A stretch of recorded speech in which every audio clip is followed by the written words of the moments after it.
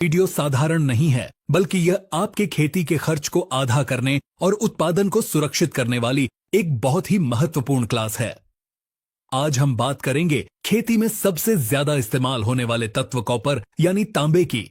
अक्सर जब हमारी फसलों में फंगस या बैक्टीरिया का हमला होता है, चाहे वह धान में शीथ ब्लाइट हो, सब्जियों में झुलसा रोग हो या फलों में सड़न हो, हम बाजार की तरफ दौड़ते हैं। हम कॉपर ऑक्सीक्लोराइड, कॉपर सल्फेट या कॉपर हाइड्रोक्साइड जैसे महंगे रसायन खरीद कर लाते हैं।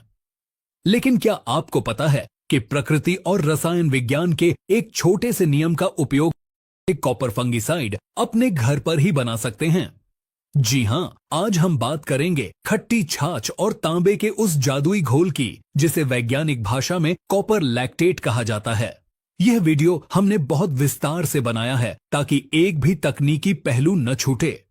हम इसके पीछे की पूरी साइंस, इसे बनाने की सही विधि, इसमें होने वाली रासायनिक क्रिया और इसके इस्तेमाल की हर एक बारीकी पर बात करेंगे। अगर आप एक गंभीर किसान हैं और खेती को विज्ञान की नजर से देखते हैं, तो यह जानकारी आपके लिए है। सबसे पहले समझते हैं कि आखिर हमें इसकी जरूरत क्यों है और यह बाजार वाले कॉपर से अलग कैसे है। बाजार में जो कॉपर मिलता है वह ज्यादातर इनऑर्गेनिक फॉर्म में होता है, यानी वह पौधों के पत्तों के ऊपर तो काम करता है, लेकिन पौधे के सिस्टम के अंदर उतनी आसानी से नहीं घुस पाता। इसके अलावा अगर उसकी डोज थोड़ी भी ज्यादा हो जाए तो वह पत्तों को जला देता है, जिसे हम स्कॉर्चिंग कहते हैं। लेकिन जब हम घर पर छाछ और तांबे का प्रयोग करते हैं तो हम एक अनऑर्गेनिक कॉपर तैयार करते हैं। इसमें विज्ञान का कौन सा नियम काम करता है, चलिए इसे गहराई से समझते हैं। छाछ, जो कि दूध का एक उत्पाद है, जब पुरानी हो जाती है तो उसमें लैक्टिक एसिड बैक्टीरिया की संख्या करोड़ों में बढ़ जाती है। ये बैक्टीरिया दूध के शुगर को लैक्टिक एसिड में बदल देते हैं। लैक्टिक एसिड एक कार्बनिक अम्ल है। दूसरी तरफ तांबा एक धातु है। रसायन विज्ञान का नियम कहता है कि जब कोई धातु किसी एसिड के संपर्क में लंबे समय तक रहती है तो वह धातु धीरे धीरे गलना या क्षरण होना शुरू होती है और अपने आयंस उस लिक्विड में छोड़ देती है।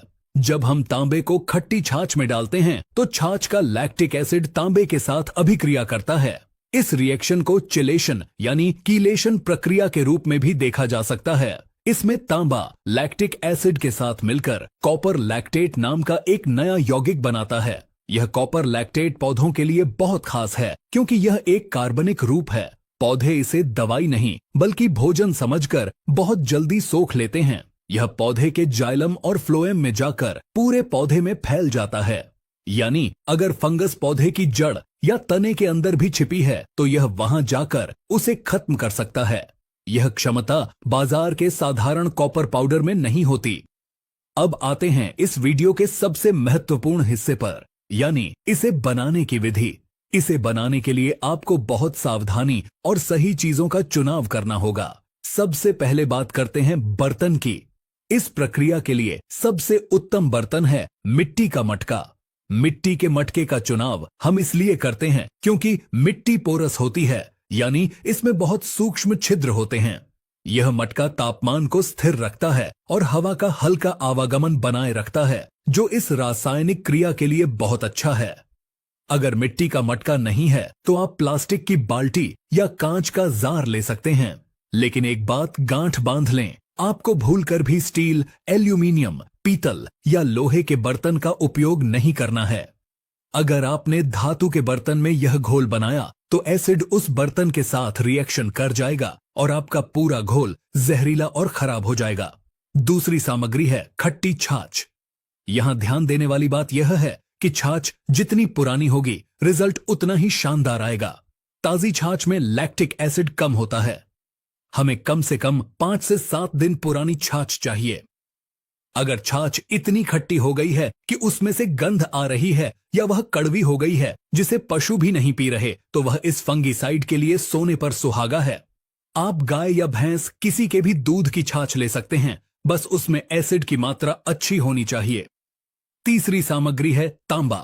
तांबे के लिए आप कोई भी पुराना तांबे का बर्तन, तांबे का लोटा, तांबे की प्लेट या बिजली का मोटा तार इस्तेमाल कर सकते हैं। 10 लीटर छाछ के लिए लगभग 200 से 250 ग्राम तांबा काफी होता है। लेकिन यहां एक तकनीकी पेंच है।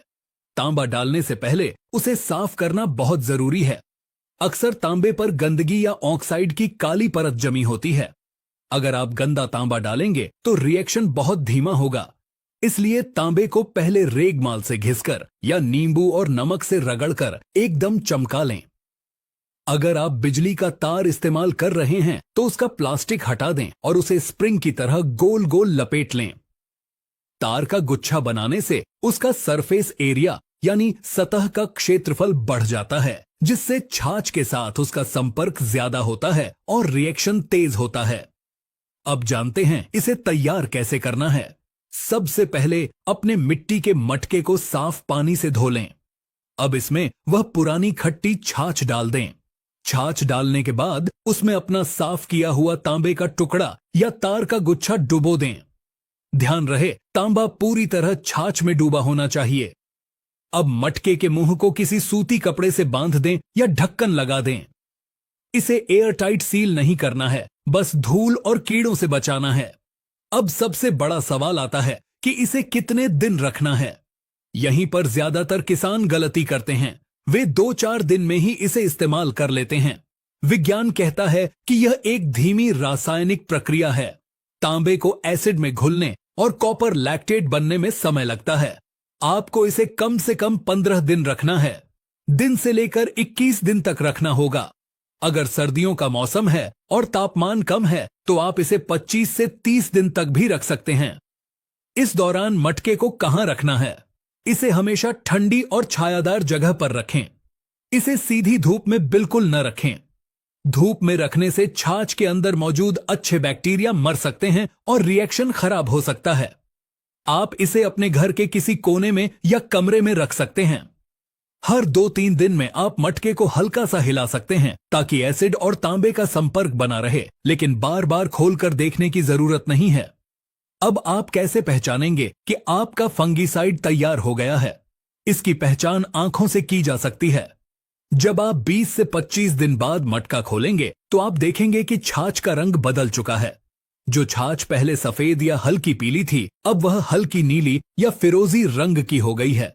कई बार उसके ऊपर हरे और नीले रंग की एक गाढ़ी परत भी जम जाती है। यह नीला रंग ही कॉपर लैक्टेट बनने का प्रमाण है। इसे सूंघने पर आपको एक बहुत ही तीखी गंध आएगी जो फर्मेंटेशन की होती है। अगर ऐसा दिख रहा है तो समझ जाइए कि आपकी विश्व स्तरीय दवाई तैयार है। अब बात करते हैं इसके फायदों की और यह किन रोगों पर काम करता है। यह घोल एक ब्रॉड स्पेक्ट्रम फंगीसाइड और बैक्टीरिसाइड है, यानी यह फफूंद और जीवाणु दोनों को मारता है। धान की खेती में आने वाला सबसे खतरनाक रोग शीथ ब्लाइट, जिसमें तने पर धब्बे बनते हैं और पौधा सूखने लगता है, उसके लिए यह रामबाण है। यह लीफ ब्लास्ट और बैक्टीरियल लीफ ब्लाइट को भी बहुत अच्छे से कंट्रोल करता है। सब्जियों की बात करें तो टमाटर, आलू और मिर्च में आने वाला अगेती और पछेती झुलसा रोग इससे तुरंत रुक जाता है। बेल वाली सब्जियां जैसे लौकी, तोरई, खीरा में पाउडरी मिल्ड्यू और डाउन मिल्ड्यू की समस्या आम है, वहां भी इसका रिजल्ट चौंकाने वाला है। इसके अलावा क्योंकि तांबा एंटीबैक्टीरियल होता है, यह नींबू में होने वाले कैंकर रोग और अनार के बैक्टीरियल ब्लाइट को भी रोकने की क्षमता रखता है। लेकिन रुकिए, दवाई शक्तिशाली है तो इसका डोज सही होना बहुत जरूरी है। अगर आपने डोज ज्यादा कर दी तो फायदा की जगह नुकसान हो सकता है। टेक्निकल एग्रीकल्चर पर हम आपको एकदम सटीक डोज बताएंगे। तैयार होने के बाद तांबे के टुकड़े को बाहर निकाल लें। उसे धोकर आप अगली बार फिर इस्तेमाल कर सकते हैं। बचे हुए नीले घोल को कपड़े से छान लें। बड़े पौधों के लिए जैसे धान, गेहूं, गन्ना, मक्का या बड़े फलदार वृक्ष आप प्रति 15 लीटर वाले स्प्रे पंप में 500 मिलीलीटर यानी आधा लीटर तैयार घोल मिला सकते हैं। अगर फसल नाजुक है जैसे सब्जी वाली फसलें, टमाटर, मिर्च या बेल वाली फसलें, तो शुरुआत में डोज थोड़ी कम रखें। आप 250 मिलीलीटर से 300 मिलीलीटर प्रति पंप का इस्तेमाल करें। अगर आप 1 एकड़ की बात करें तो आपको लगभग 5 से 6 लीटर तैयार घोल की जरूरत पड़ेगी, जिसे आप 150 से 200 लीटर पानी में मिलाकर स्प्रे कर सकते हैं। स्प्रे करते समय कुछ बहुत ही महत्वपूर्ण सावधानियां रखनी हैं, नहीं तो मेहनत बेकार हो सकती है। पहली सावधानी, फूल वाली अवस्था। जब आपकी फसल पर फूल आ रहे हों और परागण यानी पॉलिनेशन हो रहा हो, उस समय कॉपर का प्रयोग करने से बचें। चाहे यह देसी कॉपर हो या बाजार का, कॉपर फूलों को झाड़ सकता है। जब फूल से छोटा फल बन जाए तब आप बेझिझक स्प्रे करें। दूसरी सावधानी, नमी। खेत में पर्याप्त नमी होने पर ही इसका स्प्रे करें। सूखे खेत में स्प्रे करने से पौधों पर तनाव आ सकता है। तीसरी सावधानी, मौसम। बहुत तेज धूप में दोपहर के समय स्प्रे न करें। हमेशा शाम के समय या सुबह ओस सूखने के बाद स्प्रे करें। चौथी सावधानी, मिक्सिंग। इस घोल को किसी अन्य रासायनिक फंगिसाइड या कीटनाशक के साथ न मिलाएं। यह अपने आप में पूर्ण है। हां, आप इसमें एक अच्छी क्वालिटी का सिलिकॉन बेस्ड चिपको या स्टिकर जरूर मिला सकते हैं, ताकि यह पत्तों पर लंबे समय तक चिपका रहे और बारिश होने पर भी धुले नहीं। इस घोल की एक और खास बात यह है कि यह सिर्फ बीमारी नहीं रोकता, बल्कि यह पौधे को कॉपर की कमी से भी बचाता है। कॉपर पौधों के लिए एक आवश्यक माइक्रोन्यूट्रिएंट यानी सूक्ष्म पोषक तत्व है। यह पौधों में प्रकाश संश्लेषण और श्वसन क्रिया को बढ़ाता है।